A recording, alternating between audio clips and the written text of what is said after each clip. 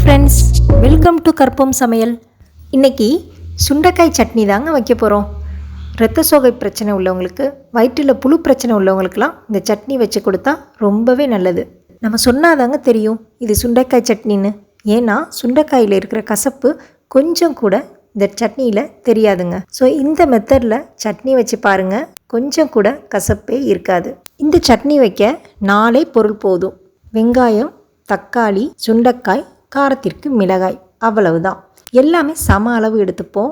மிளகாய் மட்டும் காரத்திற்கு எடுத்துக்கிட்டால் போதும். இப்போ வாங்க எப்படி செய்கிறதுன்னு பார்க்கலாம். இப்போ பேனில் கொஞ்சமாக எண்ணெய் சேர்த்துக்கலாம். சேர்த்து நம்ம கட் பண்ணி வச்ச வெங்காயத்தை சேர்த்து கண்ணாடி பதத்துக்கு நல்லா வதக்கிக்கலாம். வெங்காயம் நல்லா வதங்கின பிறகு மிளகாயை சேர்த்து வதக்கிக்கலாம். இந்த சட்னிக்கு பச்சை மிளகாய் நல்லா இருக்காதுங்க, வரமிளகாய் தான் நல்லாயிருக்கும்.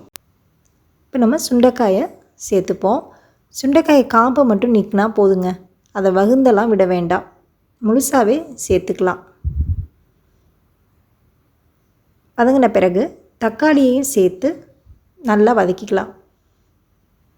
நல்லா வதக்கின பிறகு ஸ்டவ்வை ஆஃப் பண்ணிவிட்டு ஆற வச்சு நம்ம கிரைண்ட் பண்ண வேண்டியதுதான். இதில் நான் குழந்தைக்கு சுண்டைக்காய் ரொம்ப நல்லதுங்கிறதுனால அதிக மிளகாய் சேர்க்க வேண்டான்னு நான் தனியாக கொஞ்சம் அரைச்சி எடுத்து வச்சுக்கிட்டு திரும்ப உப்பும் மிளகாயும் கூடுதலாக சேர்த்துக்கிட்டேன். இதில் நீங்கள் தண்ணி சேர்க்குறதா இருந்தாலும் சேர்த்துக்கலாம், தாளிக்கிறதா இருந்தாலும் தாளிச்சுக்கலாம். நான் வதக்கிறதுக்கு ஏற்கனவே எண்ணெய் சேர்த்ததுனால நான் தாளிக்கலை. சிலருக்கு தாளிச்சா தான் பிடிக்கும் அப்படின்னா தாளிச்சிக்கலாம். இந்த வீடியோ உங்களுக்கு பயனுள்ளதாக இருந்தால் உங்கள் ஃப்ரெண்ட்ஸ்க்கும் ஷேர் பண்ணுங்கள். நம்ம சேனலுக்கு இப்போ தான் நியூவாக வரீங்கன்னா சப்ஸ்கிரைப் பண்ணி கூடவே ஆளுங்கிற பெல்லைக்கான கிளிக் பண்ணுங்கள். அப்போ தான் நம்ம போகிற வீடியோஸ் உங்களுக்கு நோட்டிஃபிகேஷனாக வரும். நெக்ஸ்ட் வீடியோவில் பார்க்கலாம். தேங்க்யூ.